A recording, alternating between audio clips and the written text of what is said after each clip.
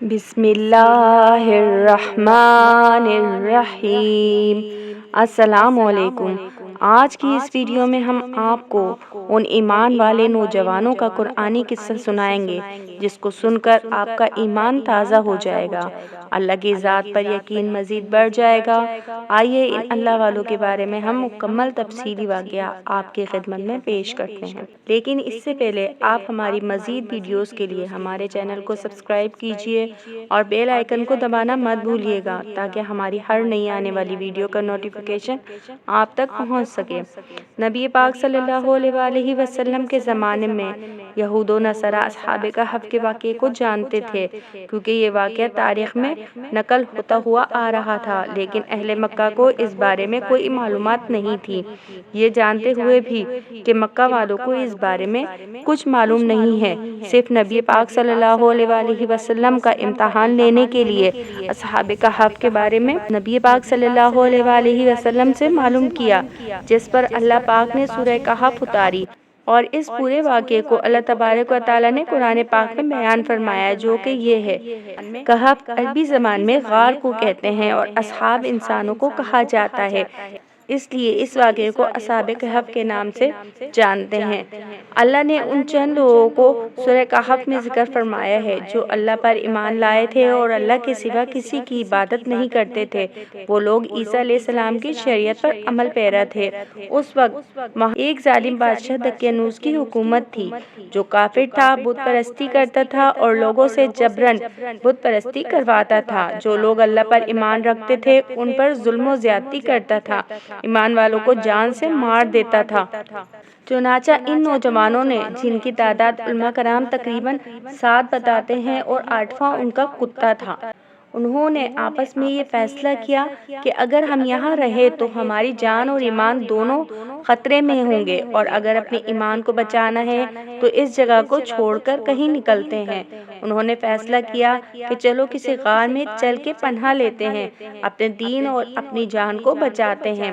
اللہ کو ان کا یہ عمل اتنا پسند آیا کہ اللہ نے ان کو اس کا جو انعام دیا، اپنی رحمت سے نوازا کہ رہتی دنیا تک لوگوں کی زبانوں پر ان کا یہ واقعہ رہے گا۔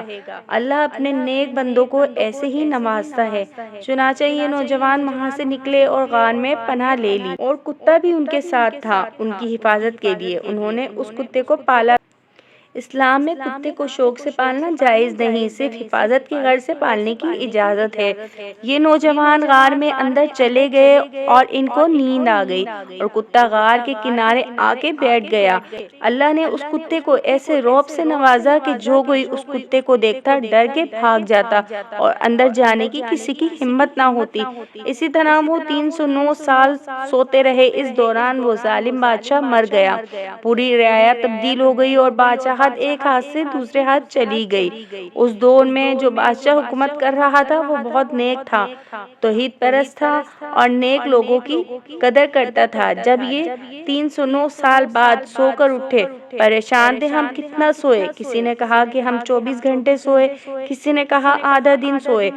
ان میں سے ایک نے کہا کہ ہم کتنا سوئے؟ اس بات کو چھوڑو، یہ اللہ کو معلوم ہے کہ ہم کتنا سوئے۔ ان میں سے ایک نے کہا کہ سکے لے کر جاؤ اور کھانے کو کچھ لے آؤ، لیکن دھیان سے حلال دیکھ کر لانا اور اپنی حفاظت کا خیال رکھنا، کیونکہ انہیں یہ لگا کہ ابھی دقیانوس بادشاہ کی حکومت ہے اور وہ کافر حکومت ہے، اس لیے حلال ملنا مشکل ہوگا، اور اگر کسی کو تمہارا پتہ لگ گیا تو پتھروں سے مار مار کر ہلاک کر دیں گے یا زبردستی تمہیں اپنے دین پر لے آئیں گے، کیونکہ وہ اسلام دشمن تھے۔ اگر ایسا ہوا تو ہم ناکام ہو جائیں گے۔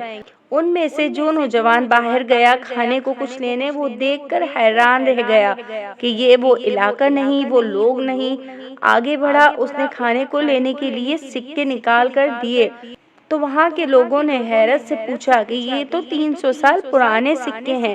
اس نوجوان نے بتایا کہ یہ تو میرے سکے ہیں، اسی دور کے ہیں، دقیانوس بادشاہ کی حکومت ہے۔